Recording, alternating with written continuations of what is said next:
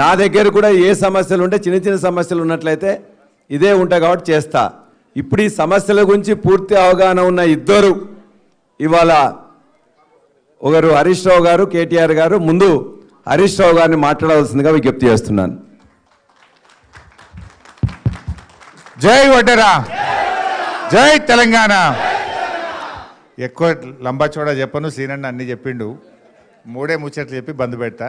గౌరవనీయులు మిత్రులు, సభాధ్యక్షులు పల్లా రాజేశ్వర రెడ్డి గారు, కార్యక్రమ ముఖ్య అతిథి మన పార్టీ వర్కింగ్ ప్రెసిడెంట్ గౌరవనీయులు కేటీఆర్ గారు, గౌరవ మాజీ మంత్రివర్యులు మన సనత్ నగర్ శాసనసభ్యులు సీనియర్ నాయకులు తలసాని శ్రీనివాస్ యాదవ్ గారు, తాతా మధు గారు, శాసన మండలి సభ్యులు సోదరిమణి రాజ్యలక్ష్మి గారు, మన జూబ్లీ హిల్స్ కార్పొరేటర్ తమ్ముడు వెంకటేష్ గారు, మరి సీనియర్ నాయకులు ఐలమల్లు గారు, బ్రహ్మం గారు, ఇంకా వజ్రేంద్రనాథ్ గారు, వేదిక మీద ఉన్న మా వడ్డెర సోదర సోదరీమణులు, పెద్దలు, కార్యక్రమానికి వచ్చినటువంటి అక్కా చెల్లెళ్ళు, అన్నదమ్ములు, మీడియా మిత్రులు అందరికీ పేరు పేరున నమస్కారం.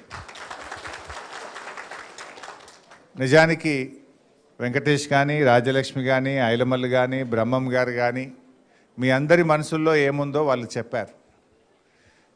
మా అందరిలాగా మా జాతి పైకి రావాలి, మాకు మేలు జరగాలి అనేదే మీరందరూ కూడా చెప్పారు. నిజానికి కేసీఆర్ గారు ప్రభుత్వం కొంత సాయం చేసింది. నా దగ్గర సిద్దిపేటలో కూడా అప్పుడు ట్రాక్టర్లు ఇచ్చాం, జేసీబీలు ఫెడరేషన్ ద్వారా ఇచ్చాం. వాళ్ళందరూ ఇంత మొరం కొట్టుకొని పునాదులు నింపి మంచిగా 4 రూపాయలు సంపాదించి ఇల్లు కట్టుకున్నారు 300-400 మంది. మొన్న వచ్చింది నా దగ్గరికి. సార్ నువ్వు ఉన్నప్పుడు మాదికి ఎవరు చూడలే, కాంగ్రెస్ గవర్నమెంట్ వచ్చినాక రోజు పోలీసు వాడు వచ్చి ట్రాక్టర్ సీజ్ చేస్తుండు, 20,000 ఫైను, 30,000 ఫైన్ రాస్తుండు, మిషన్ సీజ్ చేస్తుండు, నువ్వు మొరం కొడుతున్నావు, దీనికి పర్మిషన్ ఉందా అంటుండు, మైనింగ్ కూడా వస్తుండు, ఇదేం పంచాయతీ సార్ అన్నాడు. అంటే కాంగ్రెస్ వచ్చినాక చేసిందేం లేదు కానీ బతకటోళ్ళను కూడా బతకనియకుండా చేసింది. అంతెందుకు హైదరాబాద్లో మీరు చూస్తలేరా, అప్పుడు ఎట్లుండే కన్స్ట్రక్షను, బిల్డింగ్ యాక్టివిటీ.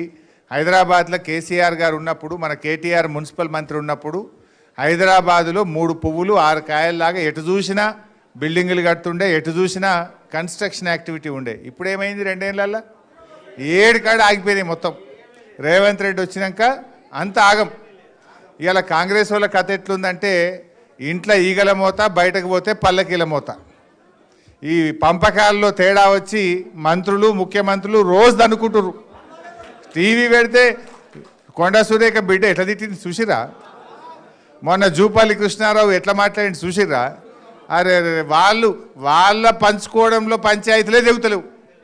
మొన్న ముఖ్యమంత్రి క్యాబినెట్ మీటింగ్లో మొత్తం వాళ్ళ బట్టలన్నీ ఇప్పి ఒకరు ఒక తిట్టుకోలేదని ఇవాళ కూడా ఒక పేపర్ పెద్దగా రాసింది. అంటే ఏం పేపరే, వాళ్ళు ఎట్ట దనుకున్నారు అంత రాసిండా, ఏ రకంగా దనుకున్నారు, ఎట్లా దనుకున్నారు, వాటాల పంచాయతీలు. వాళ్ళు ప్రజల గురించి చూస్తలేరు, వాళ్ళు దనుకోవడానికే సరిపోతలేదు. సో అందువల్ల ఇలా ప్రజలకు కూడా అర్థమైంది. అందుకే మళ్ళా కేసీఆర్ వస్తేనే ప్రజలకు మేలవుతుంది. ఇప్పుడు సీనన్న చెప్పిండు, కేసీఆర్ ఉండగా హైదరాబాద్లో 1,00,000 డబుల్ బెడ్రూమ్ ఇండ్లు కట్టించిండు. ఇవాళ రేవంత్ రెడ్డి వచ్చినాక 1,00,000 ఇండ్లు కూలగొట్టిండు. అంతకు మించి కట్టింది అయితే ఒక్కటి లేదు. ఉన్నదా? ఒక్కటన్నా ఉన్నదా? దయచేసి ఆలోచన చేయండి. అంటే ఈ హైడ్రా బగాయించాలి. హైడ్రా బంద్ కావాలంటే కాంగ్రెస్ను ఓడగొట్టాలి. పేదల ఇండ్లు కూలద్దంటే కాంగ్రెస్ను ఓడగొట్టాలి. రేవంత్ రెడ్డి ఏమంటాడు, నేను 1,00,000 ఇండ్లు హైదరాబాద్లో బస్తీలు ఖాళీ చేయించిన, రాత్రి ఆదివారం పూట చూసి కూలగొట్టినా, అయినా నాకే ఓట్లేసి ఇంకిన్ని కూలగొడతా అన్నాడా రేపు? అంటాడా?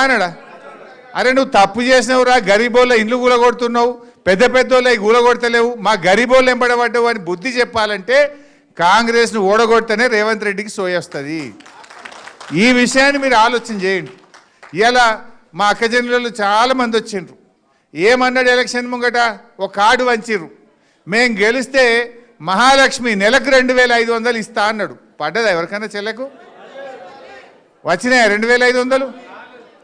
ముసలోళ్ళు ఉన్నారు ఇలా. పింఛన్ 4,000 ఇస్తా అన్నాడు, వచ్చిందా ఎవరికైనా? అదే మన కేసీఆర్ గారు ఉండగా 200 పెన్షన్ 2,000 చేస్తా అంటే బరాబర్ చేసిండా లేదా? మరి రేవంత్ రెడ్డి ఏమో 2 ఏళ్ళ మాట తప్పిండా? మరి రేపు ఏమంటాడు? నేను 4,000 పింఛను ఇవ్వకపోయినా, అక్క చెల్లెళ్లకు 2,500 ఎగబెట్టినా నాకే ఓటేసి నీకు ఇచ్చేదే లేదు పో అన్నాడా? మరి బిడ్డ నువ్వు ఎగబెట్టినావు కనుకనే నేను ఓడగొట్టినావు, ఇస్తావా సస్తావా అని మనం గట్టిగా జూబ్లీహిల్స్ ఓట్లతోని రాష్ట్ర ప్రజలందరికీ వచ్చేటట్టు చేయాలి మనం. మీరు గట్టిగా ఇక్కడ రేవంత్ రెడ్డి గూబ గుయ్యం అనిపిస్తే అందరికీ మహాలక్ష్మి వస్తుంది. రేవంత్ రెడ్డి 2 చెంపలు మీరు వాయిస్తే రాష్ట్రంలో అవ్వాతాతలకు అందరికీ 4,000 పింఛను వస్తుంది. మీ చేతుల్లో ఉన్నది. రేవంత్ రెడ్డి ఏం నమ్ముకున్నాడు? డబ్బు మూటల్ని నమ్ముకున్నాడు, గుండాగాళ్ళని నమ్ముకున్నాడు, పోలీసు వాళ్ళని నమ్ముకున్నాడు. మరి పోలీసు వాళ్ళు చెప్తే ఓట్లు పడతాయా? పైసలు ఇస్తే ఓట్లు పడతాయా? అందువల్ల దయచేసి వాటన్నిటిని తిప్పికొట్టండి. ఒక్కనాడిచ్చేది ముఖ్యం కాదు, మన భవిష్యత్తు ముఖ్యం. మీ సోదరులు చెప్పినారు, తప్పకుండా నేను కేటీఆర్ గారు కేసీఆర్ గారితో మాట్లాడతాం. ఒడ్డెరలకు రేపు స్థానిక సంస్థల్లో కానీ, రేపు మున్సిపల్ ఎన్నికల్లో కానీ